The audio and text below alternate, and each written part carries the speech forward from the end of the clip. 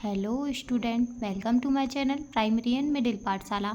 आज हम पढ़ने वाले हैं कक्षा 7 के लिए 8th ग्रेड अभ्यास पुस्तिका सामाजिक विज्ञान।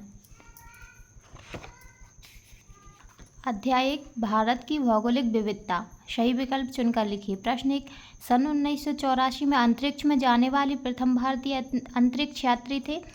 Option A Rakesh Sharma.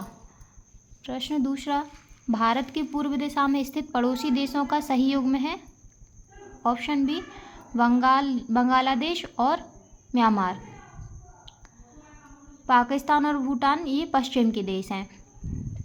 प्रश्न तीसरा है, उत्तराखंड में गौमुख से निकलने वाली गंगा की एक प्रमुख सहायक नदी है? ऑप्शन डी भागीरथी नदी।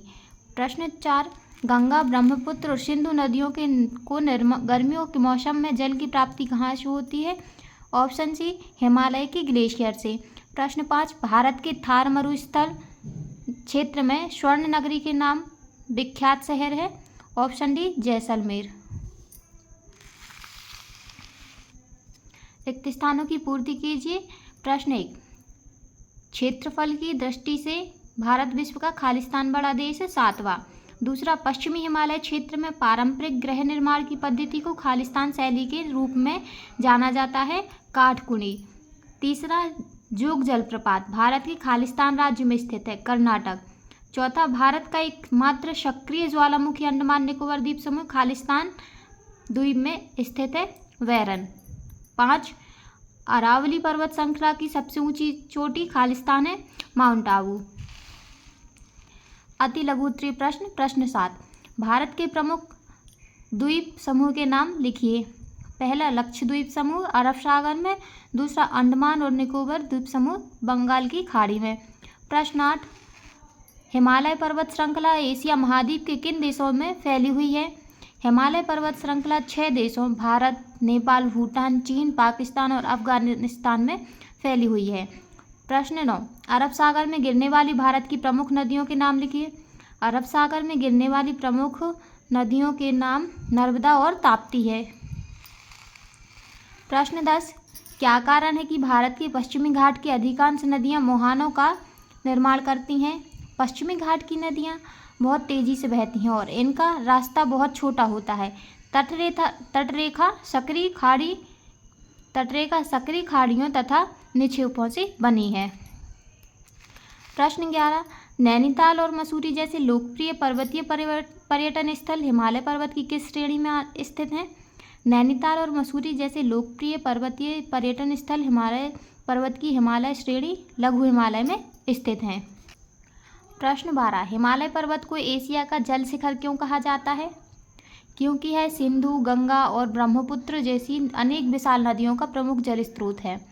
इनके शिखरों पर स्थित विशाल ग्लेशियर पिघलकर साल भर जल प्रदान करते हैं। लघु उत्तरीय प्रश्न। प्रश्न 13, हिमालय पर्वत के निर्माण की प्रक्रिया को स्पष्ट कीजिए।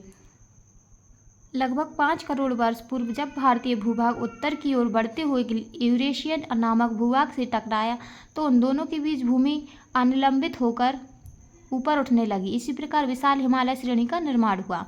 प्रश्न 14, भारत के शीत मरुस्थल की भौगोलिक विशेषताएं लिखिए। भारत का शीत मरुस्थल, जिसे लद्दाख के नाम से जाना जाता है, यहाँ की पहला है जलवायु। यहाँ बहुत कम वर्षा होती है। सर्दियों में तापमान 30 डिग्री सेल्सियस से नीचे रहता है और भू आकृति ऊबड़ खाबड़ चट्टानी क्षेत्र और पेंगुइन्स जैसी झीलों के कारण इसे चंद्रभूमि कहते हैं।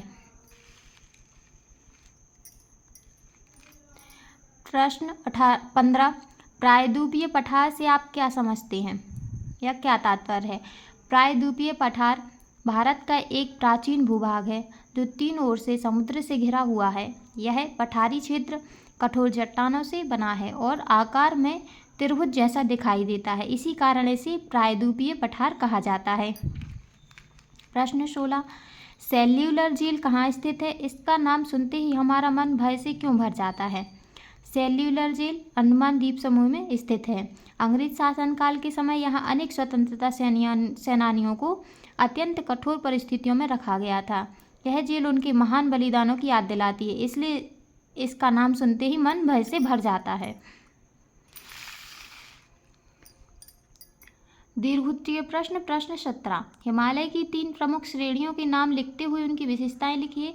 हिमालय की 3 प्रमुख श्रेणियों के नाम एवं विशेषताएं। पहला, हिमाद्री बृहद हिमालय।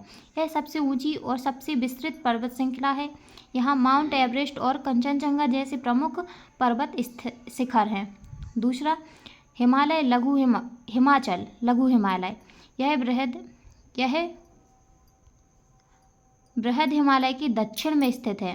इसकी जलवायु समशीतोष्ण है जो मानव निवास के लिए उपयुक्त है। नैनीताल, मसूरी, दार्जिलिंग, शिमला।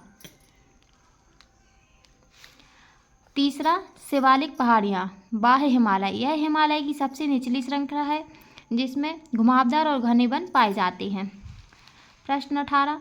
प्रायद्वीपीय पठार भारतीय अर्थव्यवस्था के लिए क्यों महत्वपूर्ण है? प्रायद्वीपीय पठार भारतीय अर्थव्यवस्था के लिए अत्यंत महत्वपूर्ण है। यह क्षेत्र खनिज संसाधनों, वनों और उपजाऊ भूमि से समृद्ध है। यहाँ कोयला, लौह अयस्क, बॉक्साइट और मैग्नीज जैसे खनिज पाए जाते हैं जो उद्योगों के विकास का आधार है। इस पठार में बहने वाली नदियाँ जैसे गोदावरी, कृष्णा और कावेरी कृषि के लिए सिंचाई और पेयजल की सुविधा प्रदान करती है। पठार के घने वन और यहाँ रहने वाले आदिवासी समुदाय वन आधारित आजीविका के माध्यम से विशेष योगदान देते हैं। प्रश्न 19। थार मरुस्थलीय क्षेत्र में जीवन यापन क्यों कठिन है? कोई 3 कारण लिखिए। थार मरुस्थल एक विशाल शुष्क क्षेत्र है। इसका अधिकांश भाग भारत में स्थित है जो राजस्थान, गुजरात, पंजाब, हरियाणा राज्यों में फैला है। थार मरुस्थलीय क्षेत्र में जीवन यापन कठिन होने के 3 कारण हैं, निम्नलिखित हैं। पहला, थार मरुस्थल में रेतीली भूमि है जो कृषि के लिए उपयुक्त नहीं है। दूसरा, थार मरुस्थल में अत्यंत कम वर्षा और अनियमित होती है जिससे जल की कमी रहती है। तीसरा, यहाँ दिन में अधिक गर्मी और रात में ठंड रहती है। प्रश्न 20। भारत के पूर्वी तट व पश्चिमी तट में अंतर स्पष्ट कीजिए। तो आधार, पूर्वी तट और पश्चिमी तट। आधार स्थित पूर्वी तट बंगाल की खाड़ी के किनारे स्थित है। पश्चिमी तट अरब सागर के किनारे स्थित है।